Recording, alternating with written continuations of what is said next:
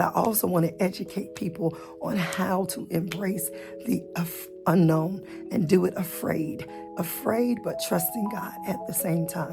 We're human beings, so we're going to have fear, and we're not, unimmune to emotions. They're there for a reason. Sometimes we go overboard, sometimes we might go underboard, but at the same time, you have to embrace what it is that you're going to go through. Oh yes, I did. I'm in a bed. I don't have on any makeup besides some lip gloss, and I'm in my hospital bed. This is not for pity, this is not for sorrow, but I want people to understand once they get to see the outcome. See, so many people show you after they've been through something. I'm showing you why I'm going through something. This is what unafraid looks like. This is what embracing the unknown looks like, because I don't want to sugarcoat it or make it look candy coated that everything is A1 when you are sick, when you've had not one but two near-death experiences. To catch you up really quick, I was diagnosed with Guillain-Barré Syndrome. I have not walked since February of 2024. And let me tell you something. If you don't know what Guillain-Barré Syndrome is, you'll have to look it up. You can get it through food poisoning. You can get it through pneumonia. You can get it through after having surgery. So many ways you can get it, and it only happens to like 1 in 100,000 people. So yeah, I was one of the rare people to get it. But guess what? I'm one of the people who has already beat it, and it is something that people do beat, and it is something that people succumb to. They die from it. But then not only that, I did have the second thing happen. If that wasn't bad enough, me not being able to walk, being paralyzed for a short period of time, so forth and so on, imagine, now check this out. You make it through in February, people come to see you, people you haven't seen in years, because they probably think you're going to die.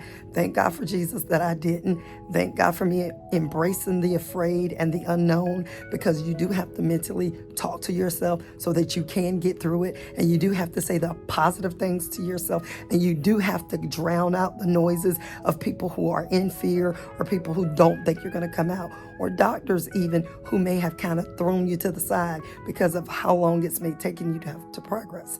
But what I can say to you is this: if you trust God, if you believe, if you keep the positive coming, X out the negative, and if you stop being so worried about what people say and think, who cares who sees this video, what they say, what they think. Half of the people that may watch your video probably couldn't walk a day in your life.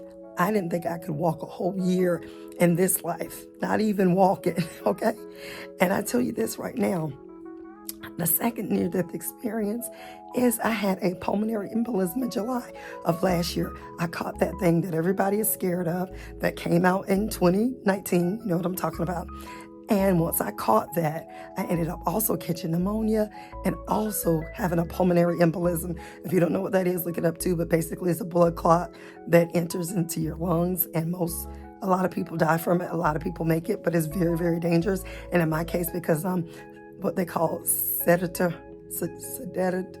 I don't know the word. Y'all probably know the word, where you're just sitting all the time, laying. In my case, because I'm not walking yet, it makes it more dangerous. But guess what? God worked that out too. I made it through that. I'm actually in physical therapy. Actually started walking a little bit in November, just taking steps. Same thing in December. Now I'm in January, a little bit more steps. With a walker, with assistance, because of the weakness and all those things. If you look up the Guillain-Barré Syndrome, you'll know. And if you've been watching any of my videos, you'll know exactly what it is as well and how it works. But I just want to educate as many people that I can, because African-American women don't get it as quickly as some other races. So it's even more of a rarity. There is help out there. There are programs that educate you. Not a lot of financial resources, though. It's really, really tough. If you don't have your money saved and have things in order, and unless you're at a really, really low income, then it's kind of hard to see any financial help. And of course, that was my situation. I couldn't get any real financial help because my income was not low enough. And then, of course, I just pretty much had been living off me and my husband's savings, and he works as well.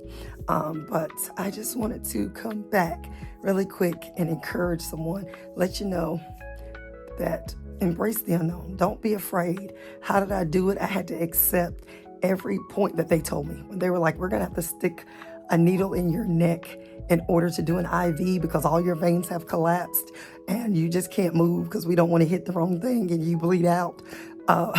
You just got to embrace it. That's how you embrace the unknown. Or when they tell you, you're going to be paralyzed by tomorrow. The neurologist comes in there and tell you that. But the paralysis may last a couple days or a day or two, or it could last longer. You just have to embrace the unknown. You have to know your faith. Trust God. Know what you stand on, what word you believe. And for me, it's definitely Him. And all glory does go to Him. But I also want to educate people on how to embrace the unknown and do it afraid. Afraid, but trusting God at the same time. We're human beings, so we're going to have fear. And we're not, unimmune to emotions. They're there for a reason, Sometimes we go overboard. Sometimes we might go underboard. But at the same time, you have to embrace what it is that you're going to go through. So acceptance is one of the bigger things I would say. You just have to just do it. And don't do it with so much fear, though. Like when they told me certain needles, they were going to have to give me a PICC line, a midline. People that's in the medical field know all about that stuff. It was kind of nerve-wracking, but I just embraced it. I just take a deep breath. You're going to be okay. And the less I worried and feared about that particular thing coming to me, like the needle or what they're going to do with the changes to my fingers, my body, my face, just things that I don't recognize, you just have to embrace it. That's all I can tell you. Just do it afraid, but try to monitor that fear or bring it down some to where you're not, anxiety and freaking out. But trust God and everything will work out just fine. So I'll see you next time. And as I'm documenting my walking journey, come on along with me till you see me running. Bye. Thanks for watching. And as always, I pray that you enjoy every day of your life. It's a choice to enjoy every day.